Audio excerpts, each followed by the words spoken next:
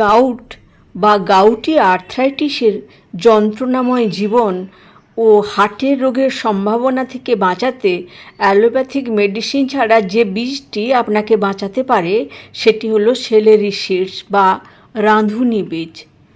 সেলেরি পাতার রসও কার্যকরী। কেন শুনুন।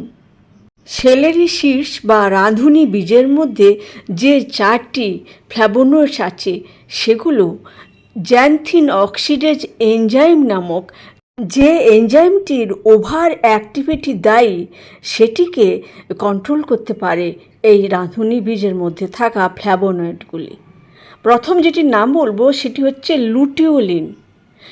এটি একটি অত্যন্ত কার্যকারী প্রাকৃতিক প্রতিরোধক জ্যানথিন অক্সিডেজ এনজাইমের। গবেষকগণ এই উপাদানটির কার্যকারিতা অ্যালোপুরিনল জাতীয় যে ওষুধগুলো পাওয়া যায় তার চেয়েও বেশি শক্তিশালী বলে দাবি করেছেন। আমার রোগীদের মধ্যে প্রয়োগ করে এর উপকারিতা, অসীম উপকারিতা পেয়েছি। দ্বিতীয় যে ফ্ল্যাভোনয়েডটির কথা বলবো সেটি হলো অ্যাপিজেনিন। এটি জ্যানথিন অক্সিডেজের স্ট্রাকচার বদলে দিয়ে পিউরিন থেকে ইউরিক অ্যাসিডের যে রূপান্তরীকরণ সেটাতে বাধা দেয়। 3 নম্বর হলো চ্যারিসোয়েরিন। এই ফ্ল্যাভোনয়েডটি সোজাসুজি এনজাইমের সঙ্গে বন্ধন তৈরি করে এবং পিউরিন মেটাবলিজমে বাধা দেয়, ফলে ইউরিক অ্যাসিডের উৎপাদন কমে যায়। 4 নম্বর যে ফ্ল্যাভোনয়েডটির কথা বলবো সেটি 3NB। ইউরিক অ্যাসিড কমানোর সঙ্গে সঙ্গে মাংসপেশি শিথিল করে জয়েন্টের এবং জয়েন্টের প্রদাহ কমাতে সাহায্য করে।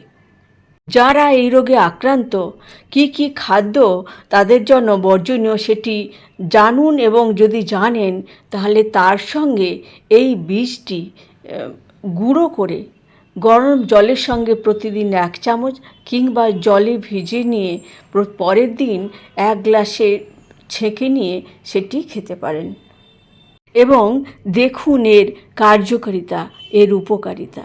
এছাড়া লেবু, পাতিলেবু, আপেল, নাশপাতি, বেরি জাতীয় ফল, পোমগ্রেনেট মানে লাল এবং ঘন লাল এবং নীল জাতীয় যে ফল সেগুলো যদি খান, অর্থাৎ কোয়ারসেটিন এবং অ্যান্থোসায়ানিন আছে এই ধরনের খাবার খেলে, তার সঙ্গে গ্রিন টি আপনাকে এই রোগ থেকে চিরতরে মুক্তি দেবে।